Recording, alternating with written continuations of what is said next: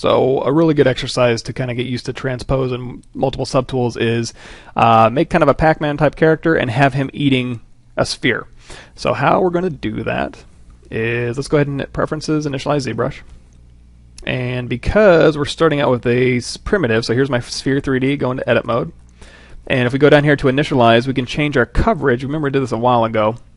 From 360 and kind of give him a Pac-Man mouth. Cool. Now with this all set up the way I want, I'm going to hit Make Polymesh 3D, and this makes him a sculptable mesh if I want to. And you know what? Let's go ahead and hit X Symmetry. Now X Symmetry on this guy is actually in that direction, so I actually don't want to do X Symmetry. I want to do, looks like, Y Symmetry. So I'm going to go here to Transform, Activate Symmetry, turn on Y, turn off X, turn off my floor, and now we can put Pac-Man eyes on him. So here's my Pac-Man. Now, right now he's kind of looking up in the sky, and it's kind of dependent on my camera, but I don't really like him that way, so I'm going to rotate him down around a little bit. So I'm going to hit R to go into rotate mode, and with rotate, if I tap like in the middle here, that actually kind of works, but it kind of, see how it kind of starts splitting? It's easy enough just to turn perspective off, and then snap to the side, and then click and drag from the vert. You want to rotate around because that's your anchor point, and then out. And now you can just grab this outer one and just rotate around that point. So you can kind of rotate him forward. If you hold down Shift, you can rotate him in increments if you want, or you can not hold down Shift and kind of just spin him around. There we go. I like that Pac-Man. So let's give him something to eat. So I need to append a sphere. Now I don't want to append the sphere that I've kind of put a Pac-Man mouth on. I'm just going to append a regular sphere. So let's go ahead and grab that. And the cool thing about appending a primitive object is it automatically turns it into a Polymesh 3D object. So I don't have to go up here and choose Make Polymesh 3D. It already is. If it's appended, it cannot be an initialize primitive object. It's already a Polymesh 3D object. ZBrush does that for you. So we've got our Pac-Man selected. I'm going to hit the name to grab his little food there. And to make it smaller, what we can do is hit E, and that'll go into scale mode. And because we already have that vert selected right there, but we're not across the x-axis, what we do is if we scale this down, it'll scale from that vert point.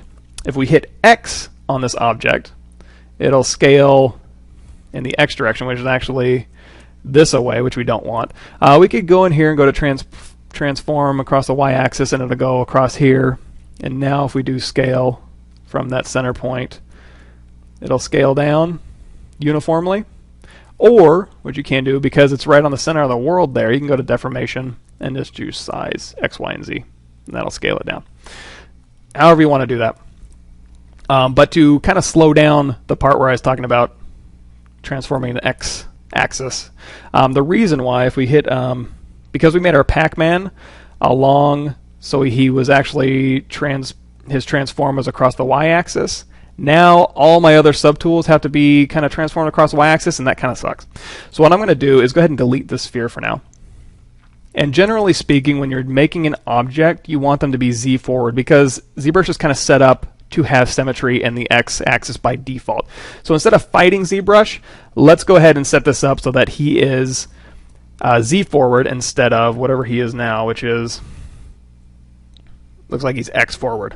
So if we go over here to the floor here, you're going to see, number one, he's actually upside down. So when I was making my Pac-Man, I was like, you know what? He's upside down. Not a huge deal. We'll go ahead and flip him around. One easy way to do that, if you'll remember, so we go to Mirror, just mirror him in the Y, and that'll flip him upside down. Oh, I'm sorry. We haven't rotated him yet. So we actually have to mirror him in the Z. There we go.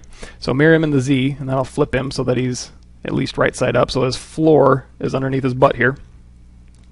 And if we zoom in, now he is actually, looks like Z forward. Let's see. Transform across the x-axis, which is what we want. And it looks like we have to rotate him this way, so his face is turning the other way. Actually, let's just turn on Y. There we go. So that other floor was confusing me. Just with the Y floor, you can I can orient myself a little bit better because I know the Y is actually on the bottom. So now he's actually lying on his side. So what I'm going to do is go over here to the deformation and rotate. And I'm just going to play with these. So rotate Y is not what I want. Rotate X is what I want, and I want him to be rotated 90. So I'm going to undo that, and I'm going to type in 90. And now his butt is on the floor, and his mouth needs to be pointing Z forward, which unfortunately is this blue arrow pointing this way. So I need him to be rotated this way. I can do that with my transpose if I want to.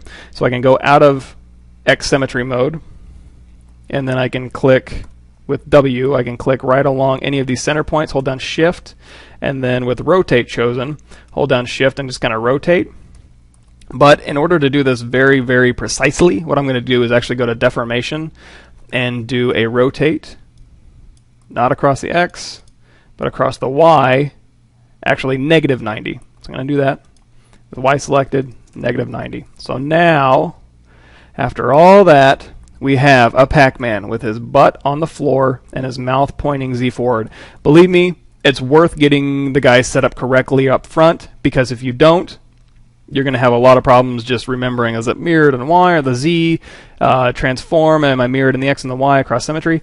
Now we know if we're in transform mode and we activate symmetry by hitting X and we're on X symmetry, he is X symmetrical across this way. And his mouth is Z forward, so anything we put here and move to another program, he's going to be facing front.